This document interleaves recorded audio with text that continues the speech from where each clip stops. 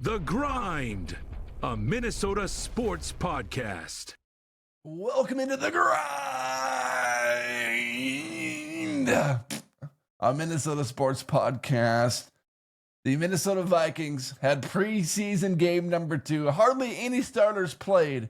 However, there was one player that made us draw close into this game as if it was Super Bowl Sunday. Well, that's too far. But there is a player playing in the Minnesota Vikings preseason action that has our eyes focused and interested in games as if Tiger Woods was competing in a major championship on Sunday. But first, I need to tell you about 5-Star Bath Solutions of Minneapolis, because they transformed our bathroom in 48 hours. The entire thing. New floors, new bathtub, new sink. We went from a single to a double sink, actually. Got rid of our mold in our shower. We didn't have to outsource that. New mirror, vanity countertops, shower head, all the stuff. Our bathroom was completely remodeled in 48 hours by 5-Star Bath Solutions of Minneapolis. If you want a bathroom project done big or small, contact 5-Star Bath Solutions of Minneapolis for your bathroom needs. Don't wait 8 weeks for your bathroom to get back in shape when your bathroom can be back in 24 to 48 hours. 5-Star Bath Solutions of Minneapolis. Free consultations, affordable payment plans, 5-Star Bath Solutions of Minneapolis. All right, this player that I'm referencing, and it's a player that, if you listen to Saturday's podcast with Jacob and I, you should, because it was one of the best podcasts I think this show has ever done. It was a good back and forth. Jacob brought amazing points to the table. And the player I'm referencing is Max Brosmer. Max Brosmer brings more eyes to the television than any other player on the Vikings roster, not named J.J. McCarthy or Justin Jefferson. Max Brosmer made preseason game number 2, and honestly, preseason game number 1, interesting. McCarthy made preseason game number 1 interesting for one series, and he had all eyes on him for one series, but this battle for the backup quarterback position has really become the storyline of the Minnesota Vikings preseason, because I don't think any of us are convinced that Brett Ripien is going to be J.J. McCarthy's backup. I don't think any of us feel comfortable with that, and I don't think Kevin O'Connell or the Vikings staff feels comfortable with Brett Ripien running the Vikings offense in case McCarthy went down with an injury. And decisions in the past would support that opinion, because I don't think Brett Ripien has ever been the Vikings' backup quarterback while he's been on the roster. And that's why this Max Brosmer discussion becomes interesting, because not only was he making sensational throws throughout 2 preseason games, but it's been widely reported that he's been playing really good in training camp. And not only has he been playing really good in training camp, but Minnesota Vikings head coach Kevin O'Connell had many great things to say about undrafted rookie Max Brosmer. He says, he's running our system as if he's been in it much longer, which is the ultimate compliment to a quarterback in Kevin O'Connell's system. If Kevin O'Connell says this about any quarterback on the roster that's been there for less than 2 years, it is the ultimate compliment. Because if you think back to Kirk Cousins, how long did it take him to really feel comfortable in Kevin O'Connell's system? At the beginning of every season, he started out kind of slow. And then mid-season, he kind of found his footing. And then the end of the year, he was playing his best football of the season. And for Max Brosmer to receive a compliment like this from Kevin O'Connell shows me that this guy is very, very smart and intelligent at grasping things many quarterbacks can't grasp. And there's one trait that stands out to me above any other skill set Max Brosmer has, and that many quarterbacks lack. And I think this is the ultimate difference between being a great quarterback and being a good quarterback. Because you can be accurate, you can be elusive, you can be smart, but there's one skill that separates the goods from the greats. And I'm not saying Brosmer is going to be great, but I'm saying that he does possess this great skill set. And it's the skill set to anticipate players being open. On fourth down in this second preseason game, Brosmer found a wide receiver, threw the ball, split the seam between safety and linebacker, and found this wide receiver and threw the ball seconds before the guy even turned to catch the ball. The anticipation to throw the ball while there's linemen in someone's face when a receiver has not yet turned for the ball is the ultimate skill set that great quarterbacks possess. And I've been on record saying that there's no backup quarterback debate, because what the Vikings are not going to do is Sam Howell, Max Brosmer, who's going to be backup? They're not going to put a first-time starting quarterback, Jason McCarthy, out on the field and then have undrafted quarterback Max Brosmer behind him. I still don't think that's a realistic possibility. However, today I am thinking more about it. Today I am questioning my own opinion because of what I've seen from Max Brosmer and because of what I've seen from Sam Howell. Because that interception he had in preseason game number 2 is going to make you question things about his ability as Vikings backup quarterback. And maybe the route moving forward for the Vikings isn't Sam Howell QB2 and Max Brosmer QB3, but rather cutting Sam Howell and bringing in another QB2 via trade or via free agency, and then keeping Max Brosmer as QB3.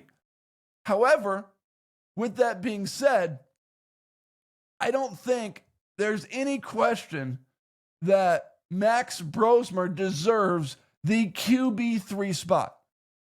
And it's one of those things where, although he might be QB3 on the roster, it wouldn't be surprising if Max Brosmer made a Tim Tebow-like jump and went from QB3, QB4 if something happened to McCarthy, and then all of a sudden Max Brosmer is QB2 overnight. It's one of those situations where, yeah, he's QB4 now or QB3 now, but if an injury happens, he's in the game because of what he's shown. And what also stands out to me is that he was an undrafted quarterback. The Vikings did not select him late in the rounds either, but signed him via undrafted rookies. And the Minnesota Vikings, although they brought him in, they overlooked Max Brosmer during the NFL draft process. I saw some of that going on Sunday.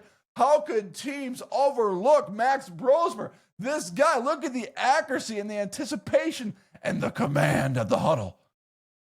And the Vikings overlooked Brosmer.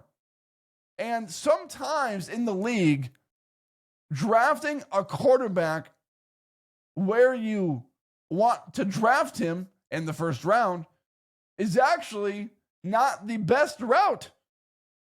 but rather lucking into a quarterback. You've seen it for years.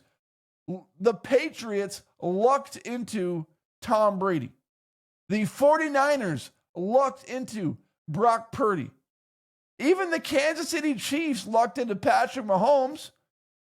And I guess you could argue the Vikings lucked into J.J. McCarthy because there were 4 quarterbacks taken ahead of him. So sometimes when teams are successful, it's because they didn't even get the quarterback that was number 1 on their list, but rather got the quarterback that they lucked into. And McCarthy and Brosmer both fall into that list of lucking into these quarterbacks because the Vikings didn't draft Max Brosmer and the Vikings didn't have McCarthy as the number 1 option because they were hoping to draft and select Drake May. They wanted to trade up to that Patriots pick. And the Patriots offense surely did not look confident moving the ball against the Minnesota Vikings' second and third team defense in the first quarter. So just something to think about and to remember because, yeah, the Vikings selected McCarthy number 10, but he wasn't their first option. And yeah, the Vikings brought in Max Brosmer in undrafted free agency. But again, they didn't select him in the draft, so they weren't that confident that he would be a serviceable backup quarterback. But it appears that it's what he's showing. And through the 2 preseason games, Max Brosmer has looked better than J.J. McCarthy in preseason. Now you have to consider his competition and things like that. But Max Brosmer has looked the part and has to have the Vikings organization severely questioning if Sam Howell is a worthy enough backup to be behind McCarthy. All right, one more discussion referencing the Vikings. But first, I need to tell you about Hoagland Farms beef. Our beef intake this week has been insane. We had beef Monday, Tuesday, Wednesday, Thursday, Friday. From chuck roast to hamburgers and steak. We went insane in the beef this week. We went Hoagland Farm beef. Contact them today at 952-491-1541. Grass-fed beef, 100% grass-fed beef, rotationally grazed grass-fed beef. 952-491-1541. You go to a store, it's $5 a pound for hamburger beef. You go to a store for steak, and you're looking at $9 to $10 a pound. Hoagland Farm has a set price. All of it is roughly $4 a pound. It's financially responsible, and it's better for you. Hoagland Farms beef, 952-491-1541. Tell Jared Tim sent you, and he'll give you 10% off your first order. Hoagland Farms beef, 952-491-1541. Judd Zolgad had a tweet on Saturday's preseason action. Said this: the Vikings are now using Ty Felton. The Mud Dogs are now using the Water Boy on offense. Last game of the year, Bob. Can't only think back now. Not going and getting a guy with more punt return experience is a recipe for disaster. I'd bring back Brandon Powell before using an inexperienced punt returner. And what's so interesting about that is Brandon Powell was in attendance for the Vikings preseason game number 2. And he posted, "I'm here for my sons, my brothers," some receivers that he was supporting. But was he there to kind of keep an eye on the Vikings to see if they would miss him or not? I liked Brandon Powell. I liked what he brought to the organization. And he's cheap as hell. He was a good punt returner, reliable. And he was a good underneath wide receiver that I thought caught more passes than dropped. But then the next kickoff return, Ty Felton fumbles the ball. And the Vikings recovered, but who really cares about the recovery? It's more so the fumble. Ty Felton lost that responsibility with that fumble. If you fumble in the preseason, a kick return, and kick returns can change the course of a game quickly. Another team scores a touchdown, or it's opening kickoff of the game, and then you fumble it, they get the ball, and they score right away. That just can't happen. And Ty Felton lost that responsibility.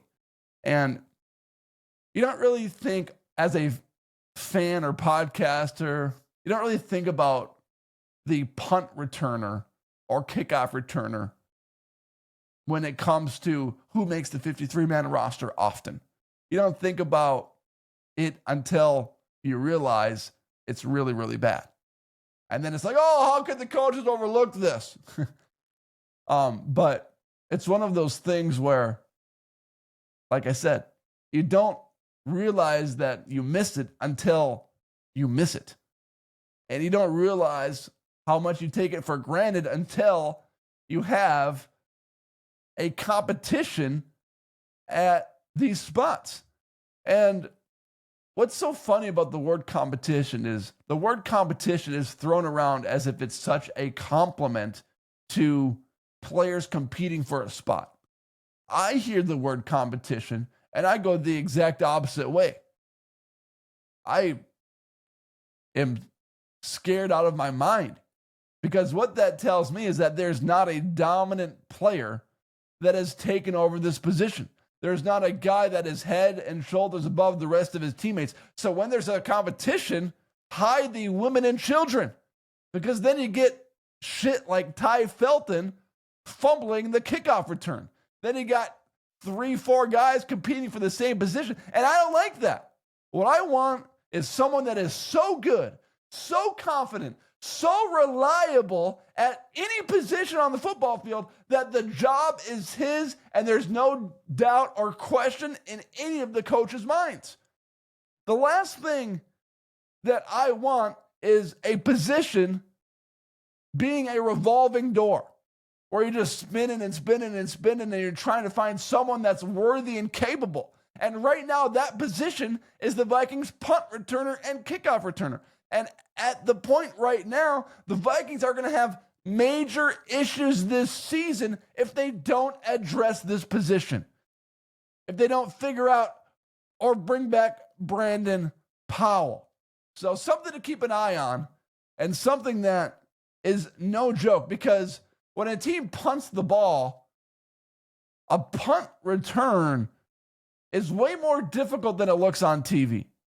And when there's a team trying to pin you back in your own territory and you got to fair catch the ball with 5 players on the special team surrounding you, trying to get you to drop the ball, talking trash, and you're out there on an island by yourself, you need someone reliable that can catch the ball. Because if you drop it or fumble it or whatever the case may be, there are 4 or 5 special teams players that are ready to eat up that ball. And if you drop it, you're looking at a huge swing of events in that game. A situation that could possibly change the trajectory of your season if a punt return muff happens at the worst time of the season. So something to think about and something to be aware of as you're watching Vikings preseason football. Thanks for watching. Thanks for listening. Remember to check out 5-Star Bath Solutions of Minneapolis for your bathroom needs, and Hoagland Farms Beef, 952-491-1541, 952-491-1541.